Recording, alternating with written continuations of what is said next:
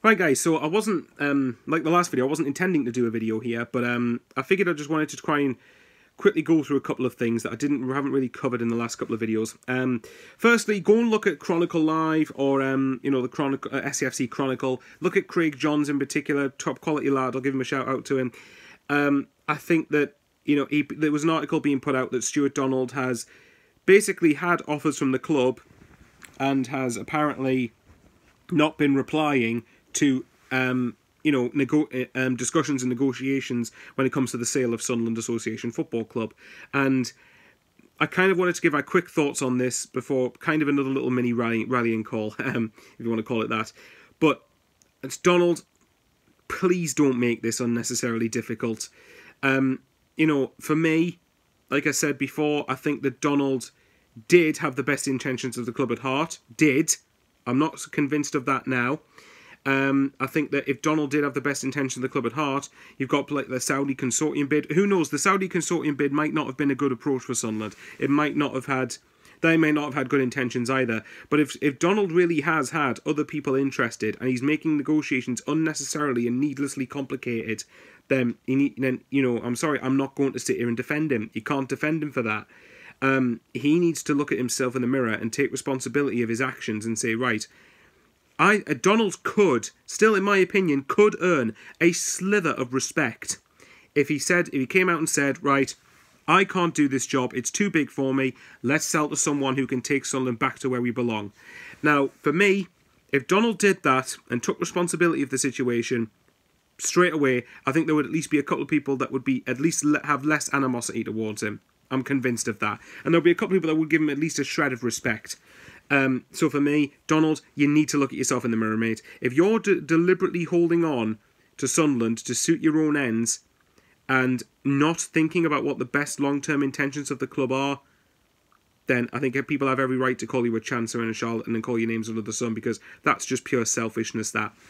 Anyway, moving on from that. Moving into next season. I've said about Stuart Donald.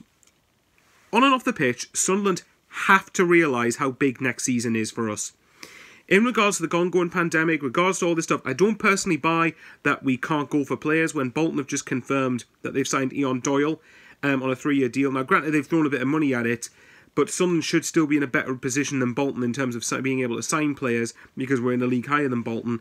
And I said before, like, I believe that Bolton shouldn't be in League 2. I'm not going to justify why I think that is. I think they shouldn't be in League 2. They should be far too big a club for that level, and they should be attracting the best players of that level. But the point was, Bolton, who are in a league below us and have had a really tough couple of years in recent times, they've gone and shown some proactivity, if that's even a word, or proactiveness, if you want to call it. They've gone out and shown a statement of intent that they mean business and they want to win the league, or at least go back up to League 1. So this is the type of thing I need to be seeing from Sunderland. I'm hoping that Sunderland are looking at the players who are available for free. Again, like I said before, Marcus Maddison, Armand Nangeli, Luke Garbett, Ben Hennigan, and of course Bailey Wright. For me, Bailey Wright should have been signed by now. He apparently wants to. There's rumours he wants to come here, as does Maddison apparently. There's rumours both of them want to come here. And straight away, if you sign both of them and put them into that starting 11, and I don't think there's actually as much to do. I think we need to have a number of players signed for a squad. I think as far as starting 11 goes, I think we've got something to build off. I think we've really got. I think if you add 3 or 4 key signings for that side, I honestly think we would have a good chance of going up next year if Phil Parkinson manages them properly. Which brings me on to my next point.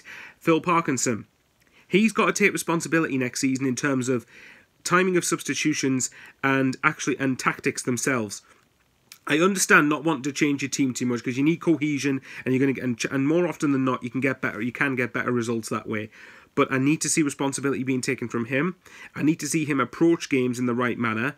Like, again, look at the garbage about going to Gillingham and setting up for a draw. Then you deserve everything you get, really, because we didn't even get a point in that game.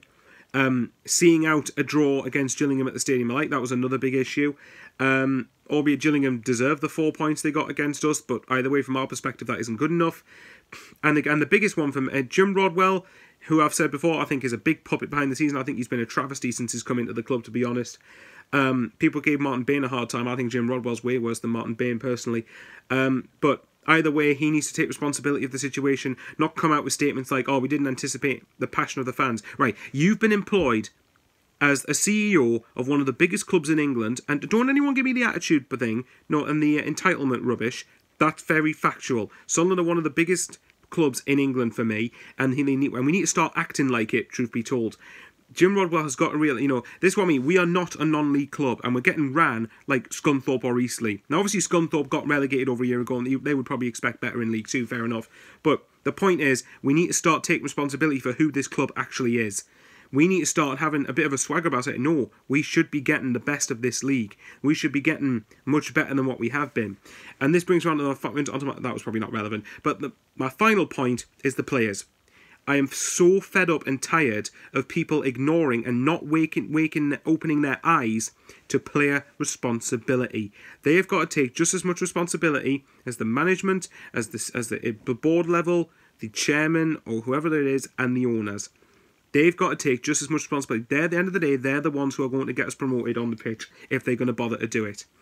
I hate it when people say that they're just not good enough, that's it. Right, well, don't have expectations then.